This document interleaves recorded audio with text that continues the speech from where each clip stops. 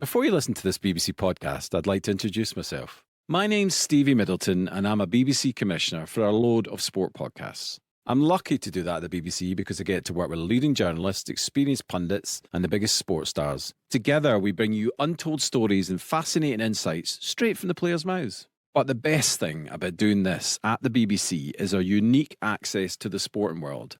What that means is that we can bring you podcasts that create a real connection to dedicated sports fans across the UK. So if you like this podcast, head over to BBC Sounds where you'll find plenty more. BBC Sounds. Music, radio, podcasts.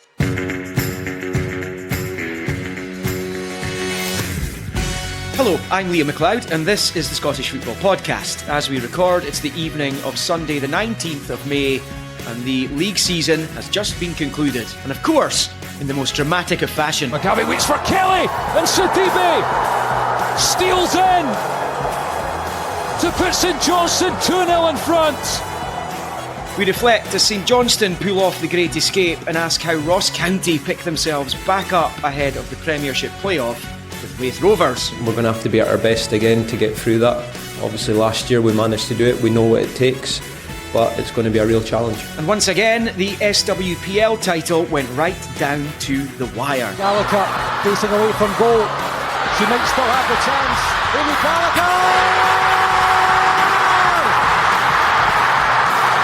She's done it! We'll hear how Celtic left it late to seal their first ever SWPL title. This is the Scottish Football Podcast.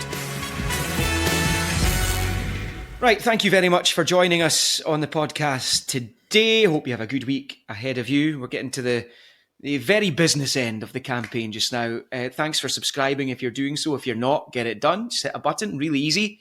We've got a lot to get through. And we've got Richard Foster, former Aberdeen, Rangers, Ross County, St Johnstone, Bristol City, defender / midfielder / winger. Now head coach of Motherwell's under-18 side. And Mark Atkinson, who's the sports editor for the Scotsman. Foz, was that an okay build-up for you? Aye, I think you missed one team, I think, in a couple of positions, but otherwise that was fine.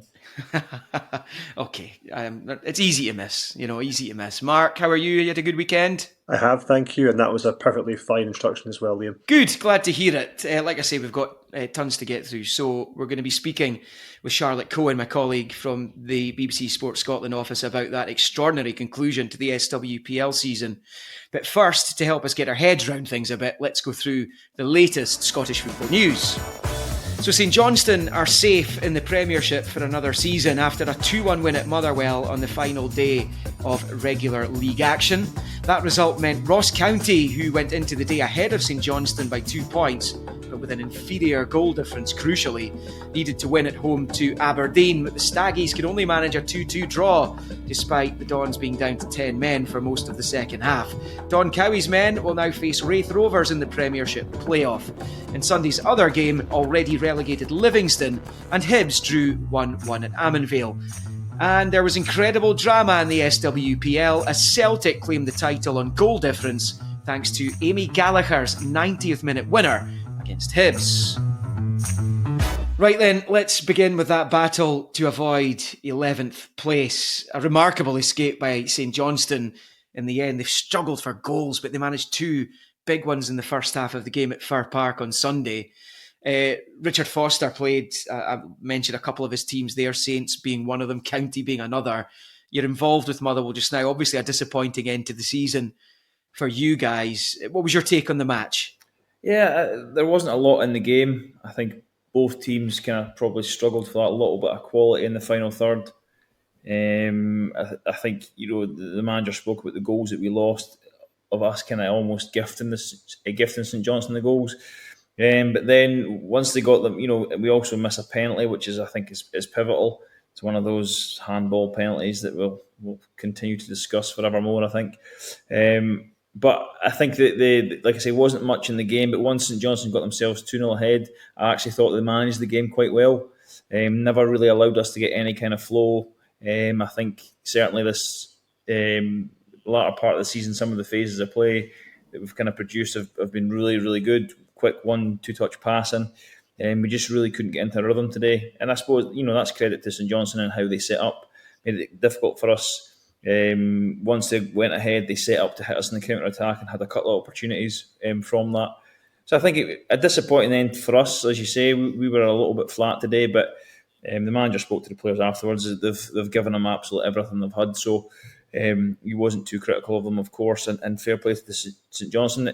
Speaking to their staff, they felt as if they were preparing for playing against Raith Rovers. So them to win the game and escape, there was huge celebrations. I think our fans threw them a dummy at one point, but they all cheered en masse to try and imply that Ross County had scored, only for that to be changed. Delighted and extremely stressed out. That was an end when the Motherwell fans celebrated after the game finished, just to wind us up, that to take an extra couple of heart tablets. So huge celebrations from St Johnstone. It's obviously been a real tough season for them, real slog, and to escape it on the final day, a huge relief for the players and the staff. There was an incredible sliding doors moment today, and it's Mark. A penalty to Motherwell. And it is Theo Bair, the man who was shunned, rejected, almost mocked at McDermott Park. And it's saved by Mitov. I think there were 16 seconds between Dimitar Mitov saving Theo Bair's penalty and Esther Sockler equalising for Aberdeen in Dingwall. Wasted it. Connor Barron. There's a little chip ball to the back post. It's one apiece, and Esther Sockler scores as a starter for the first time for the Dons. And in two little moments like that, everything went St Johnstone's way. And okay, Ross County and Aberdeen, it was a battle in the end up, but at that point, it just underlines the swings and roundabouts nature of days like this. Absolutely, and it probably makes life very difficult for Ross County now, having gone through the emotional ringer of first Wednesday night losing that late goal against St Johnstone that would have made them safe, and then going ahead and having their fate in their own hands for it to be snatched away. It will have hurt them as well, playing I think the last 25-30 minutes plus 9 minutes stoppage time against 10 men and not getting that goal. So a real sickener, and that would be my worry for Ross County now, that Richard was saying there how St Johnstone had the mentality of going into that playoff and having escaped it. Ross County last week would have thought, it's in our hands here, we can get out of this. Really difficult for Don Cowie, a young manager, not with a lot of experience, to try and raise those players for what's going to be a really tough battle coming up in the week ahead. Yeah, back into the final. Of course, they escaped by the skin of their teeth a year ago against Partick Thistle. They're going to be up against a Raith Rovers side that's probably of a similar level to what we saw from Thistle a year ago. So it's going to be, if not higher. So it's going to be a tough couple of matches starting in Kirkcaldy. Live on Sportsound and BBC Radio Scotland on Thursday evening, the second leg on the Sunday. So the 2 legs either side of the Scottish Cup final.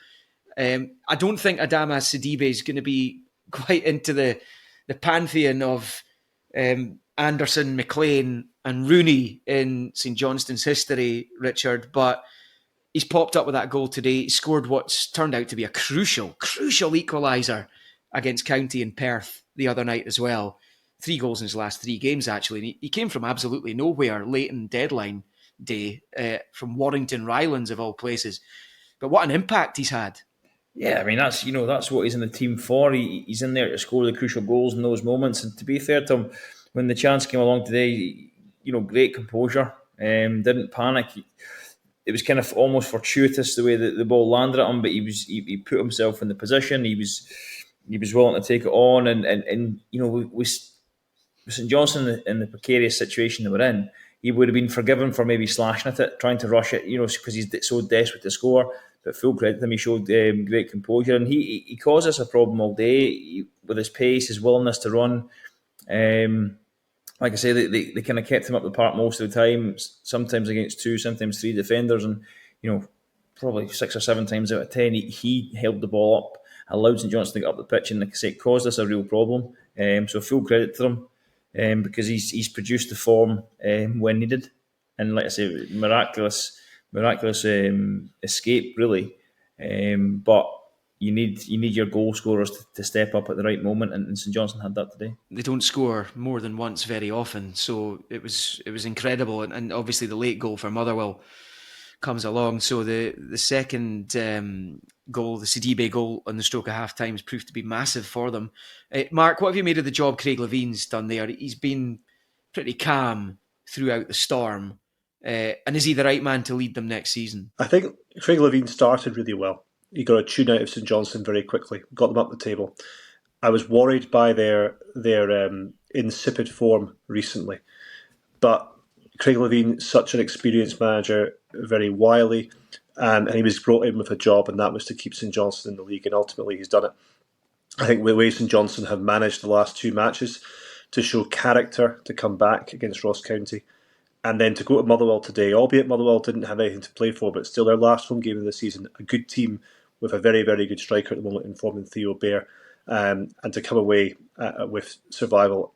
Craig's done an immense job. Him and Andy Kirk have come in, and they give St Johnstone a platform to build upon. In terms of taking them forward, he's obviously got a contract for another 2 years, I think. There are changes at St Johnstone afoot in terms of the ownership and in terms of how the club's being run, so it remains to be seen how the coaching staff will look. But Craig's done himself no harm this week with how he's taken St Johnstone forward. They need to make sure now they're not in this position again, because that's a couple of seasons now where they've been precariously close to relegation, and if you flirt with it too often, it gets you. Just a quick word on Motherwell then, Richard, while we've got you on. As far as like home games, for example, this is a good example. Only Rangers and Celtic have scored more goals at home this season than Motherwell. It's at the back that's been the problem for you guys. And I heard the manager, Stuart Kettlewell, talking to us after the game. That's something that he's going to be looking at in the summer. And it's so important that that is done correctly, because that's how you're going to push up the table next term, isn't it? Yeah, of course. Any successful team, they're typically based on a strong foundation, difficult to play against, difficult to beat. And I think, we have made mistakes at the back. But we've also, me being a former defender, I'm going to stick up for them a little bit here. It's not always just the defenders. Sometimes teams get into our box too easily. But then when the ball is in the box, I think we can be more aggressive. I think we can be more streetwise. I think there was one incident today where we looked certain to score, and Liam Gordon, fires himself out a cannon head first at the ball to block it over for a corner. And I think, yes, they're fighting for their lives, and yes, but I think that's, as a defender, you have to have that intensity to not concede a goal every time you play. And I think, sometimes we're a bit naive at the back. But like you say, it's something that the manager spoke about. It's something that he knows, of course, he knows far better than I. It'll be something we'll be looking to correct. And I think today's game is an example of that. Giving up real cheap goals. Some goals you're unlucky, some goals are excellent play from the other team, and you hold your hands up and you say, look, nothing we can do there. But with the level of goals that we've scored this season, as you mentioned, then we should have taken far more points than we have done. But it wasn't to be this season. Hopefully we can correct that for next season and give the top six a real good go. In fairness, it was one of the assists of the season that opened the scoring for St Johnstone today from Graham Carey for Nicky Clark's goal. Carey fires in a dangerous cross, and Nicky Clark scores a huge goal for St Johnstone. But this is all about the delivery from Graham Carey. He's set up nearly a third of St Johnstone's goals this season. Magnificent ball. Listen, as much as it's a great day for St Johnstone, Richard, it's obviously a bitter blow for Ross County. You're a legend there, League Cup winner. How disappointed will they have been to A, not take the 3 points today, and B, find themselves back in this Russian roulette situation in the playoffs? Yeah, I think it's going to be a real hard blow. I think the mentality, as Mark spoke about, the fact that they probably went, well, it's in our hands. Conceding a late goal would have demoralised them. Not being able to get over the line against a 10-man Aberdeen team would have, it's going to knock them for 6. But I think they'll be not better prepared. That's probably a little bit disrespectful to the team last year, but I think they know what it'll be. I think they came down to Firhill last year and probably thought this won't be that difficult. We'll kind of ease through this game and then we'll win it at home. I know that's how it panned out, but they got a real scare, and up until about 20 minutes to go, there were three goals down. So I think when they go to Kirkcaldy to play Raith, I think they'll be better prepared and know what to expect a bit more. I still feel that despite the disappointment of being in 11th place, I still feel Ross County will be too strong for Raith Rovers, having watched Raith against this season and also watched them just there against Thistle. And that's no disrespect to Raith. I think they've had a really, really good, strong season.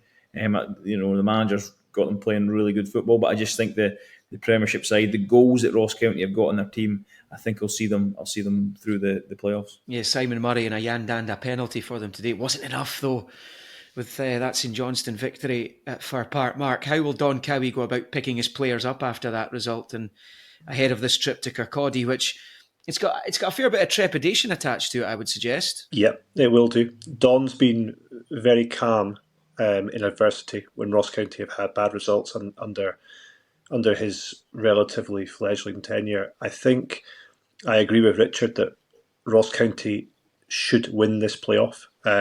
I was at Starks Park on Friday, and Rafe have got a lot of attacking options, and they play well when the game is broken and loose.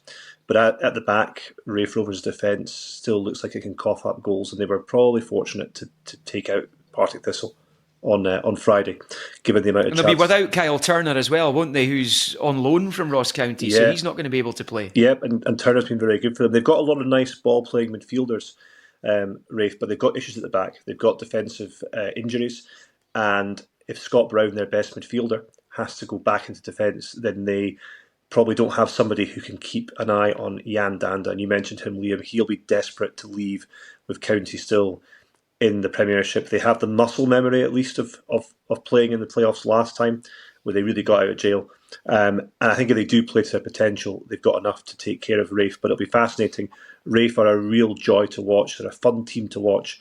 But sometimes in the playoffs, it's about who can manage the situation best that can get through it. And I still think County have got that in them. I can't wait for the two matches. It's two teams that score plenty of goals.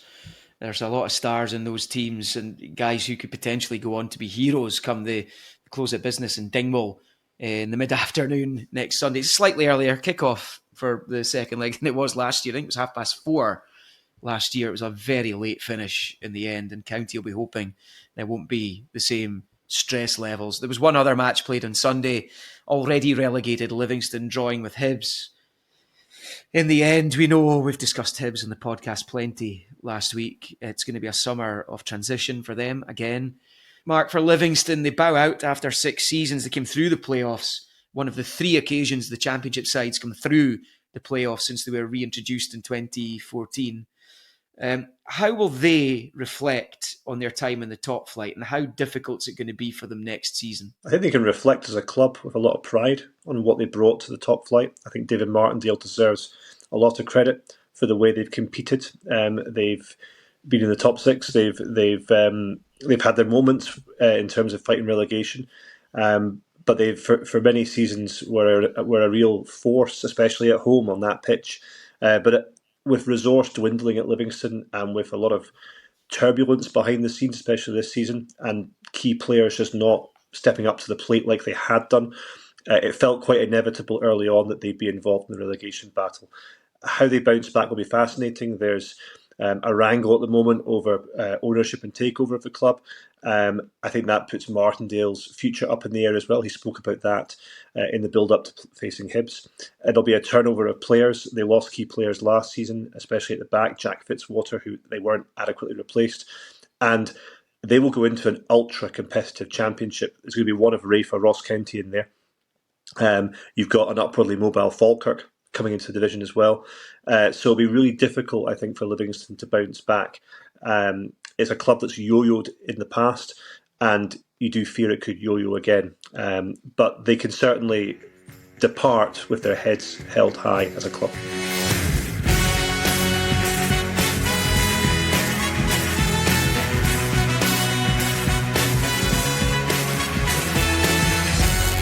There wasn't much at stake in Saturday's matches as the top 6 drew to a close. Win for Celtic, draw in the other 2 matches. Richard, just looking back at the season as a whole, I'm looking through the Premiership table. I think you've probably got 6 clubs, so half the league are probably feeling pretty good about themselves. Celtic as champions. Hearts have scooshed 3rd place this season. Kilmarnock have ultimately finished 4th comfortably. Derek McInnes, manager of the year across the board, by the looks of things. St Mirren back in Europe for the first time since 1987. And Dundee finishing in the top 6. And when you look at the bottom 6, I think St Johnstone are the team who are the happiest there. I know Aberdeen finished the season pretty strongly, but 7th place is not where they want to be. So I think everyone else, from when you look at the rest of the table, Rangers, the only side in the top 6, probably disappointed. Livingston going down. You guys at Motherwell would have hoped for top 6 this season. Positive moments in the campaign, beating Rangers at Ibrox in the league for the first time since '97. Ross County dragged into the playoff. Hibs have been in turmoil yet again.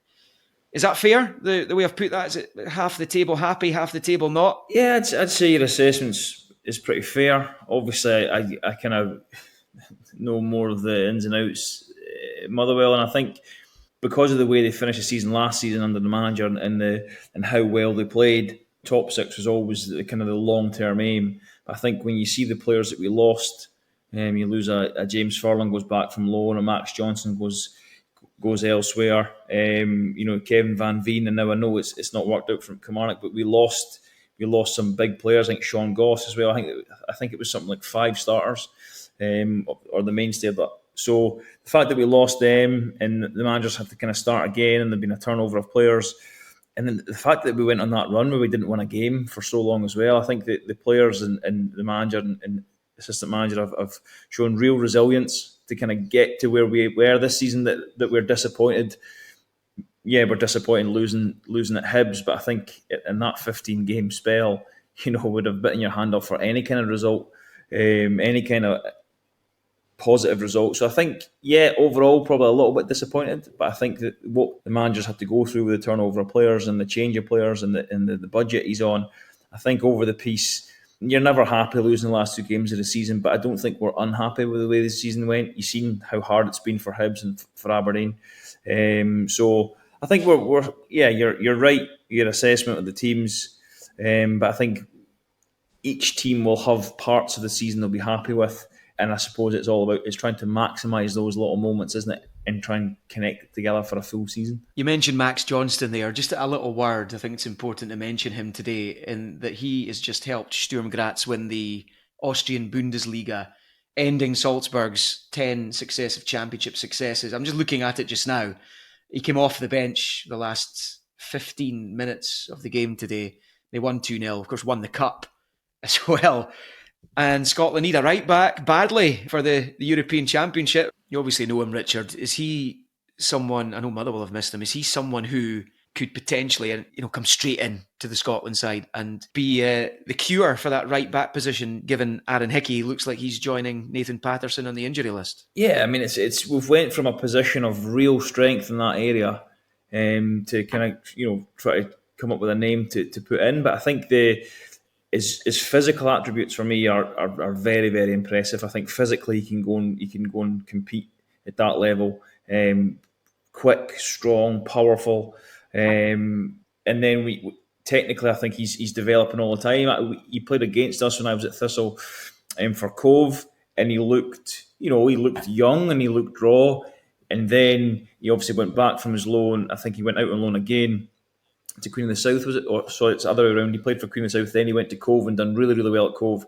Then he came back to Motherwell, and he transformed himself into a machine. He was brilliant, great pace, great energy, great change of direction, and change of speed. And I think he then goes on to have a really good kind of second half of the season. Motherwell gets himself a move. So I think that the physical attributes are what really impressed me the most about him. Technically, he's good enough, but I still think there's more improvement from technically. Of course there is. He's relatively young. But yeah, he plays for the 21s. He's in and around it. Why not? We're taking 26 players. So, unless anyone's sitting there with a better option, I think he's a name that certainly Steve Clarke, I would imagine, you'll be aware of him. Of course he will be, but he'll also be considering, I would imagine. The squad's named on Wednesday, so keep across BBC Sport Scotland if you can for news of that. Just before we wrap up, just a couple of little things to mop up. Firstly, Mark, Lawrence Shanklin scoring his 31st of the season against Rangers in the 3-3 draw. Do you think he'll still be a Hearts player next season? 1 year left on this current deal. I know they're desperate to tie him down for a bit longer. No, I don't think he will be. I think he's spoken about how he does want to play at the highest level he can. He's at probably his peak age, and if he doesn't sign a contract and there'll be more money on offer at a higher level elsewhere, especially after the summer being involved in the Scotland squad. I think unless something unfortunate happens, say an injury, I think he's probably going to leave. And Hearts need to get a fee for him. They need to make sure that they cash in accordingly. They did the right thing by holding out for him this summer, in the winter, because his goal rate, 31, as you say, phenomenal. They would not have finished third and reached 2 semi-finals had they not had him in their team. So both parties have played that really well, but it feels like the right time potentially to move on for both. And looking ahead to that game in between the two legs of the playoff, Richard, the Scottish Cup final, Celtic Rangers meeting for the first time since 2002 in the final of that competition. Just looking at it from the outside in, Celtic clearly in the better form. Rangers have, they're plenty injury problems just now. Are Celtic clear favourites for this? I don't think you can ever say clear favourites, but I think they are favourites. I believe they're a better side. I think Rangers possibly at full strength, possibly have the edge physically. I'm thinking about midfield where they're relatively powerful. But in terms of technical ability, for me, Callum McGregor and Rio Hatate and O'Reilly are the three best midfielders in the league. And they're all on the same team. They're all playing well. I think they've got a great understanding. Iwata comes into that, and I don't think, I do think Celtic miss Callum McGregor when he doesn't play, but, Iwata can come in and do a good enough job. And I think Celtic have just, winning the league would have given them a huge boost. And I just think they're too strong at the moment. They're technically too good. They've got too many goal scorers in their team. And I see Celtic winning the game. Not comfortably. I don't think Old Firm games are ever really comfortable. And Rangers will make a good go of it, of course. But I just, and I know I'm going to annoy half the city here, but I'm used to annoying the Celtic side, so they'll annoy the Rangers side. And I think Celtic will win the cup. I think they'll end up winning the double, just because of the form they're in, like you say, and the players they've got at their disposal. Well, also on Sunday, Celtic clinched their first ever SWPL title, and here to tell us how that went and how they went about it in the most dramatic of circumstances is my colleague Charlotte Cohen. This is the Scottish Football Podcast. It was another dramatic finale to the SWPL season. I mean, to be honest, it doesn't get much more dramatic than what we saw today, does it? No, not at all. It did look for pretty much the 90 minutes like Celtic were going to be denied another title, but they managed to do it, and who else would it be than Amy Gallagher? I think that was her 50th goal contribution of the season as well, and what a way to do it, and clinch her side the title, their first ever. Yeah, no, listen, it's clearly historic, but for a long old time today, and I was at Motherwell watching the men's game there, we were across the score, and it did look as though Rangers were going to be the ones celebrating at the end. I guess when I think back to some of the classic games in Celtic's history in the men's game, they've got this woven into the tapestry of the club, these late goals, this kind of never say die attitude, and they needed that today, didn't they? Yeah, definitely. And Sadiko actually said that in her post-match interview. She was talking about this mindset that she's been trying to instill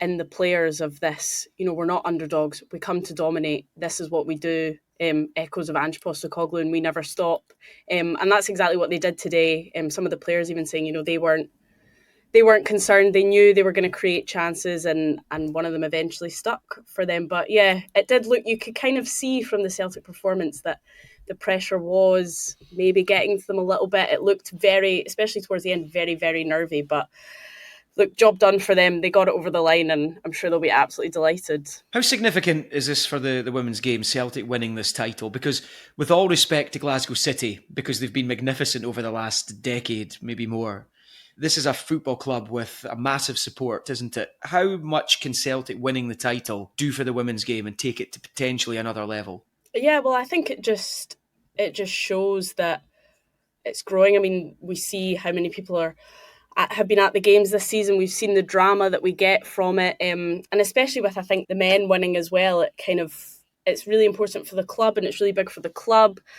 and that's, I suppose, reflective of the hard work that's been put in. And it'll be interesting to actually see how this sets the likes of Celtic up, Rangers up, Glasgow City up moving forward. And and the kind of next steps they take, because, as you say, City had been dominant for so long, and now all of a sudden Rangers are in the fray and Celtic are in the fray and Hearts are starting to get up there, and Hibs putting in some really good performances this season, so they'll only get stronger. Thistle, part-time team, doing incredible things. So I think as a whole it's moving in a really promising direction, and it'll be interesting to see how we move on from this. Another great season, another dramatic end. So it'll be really interesting to watch how it all unfolds moving forward.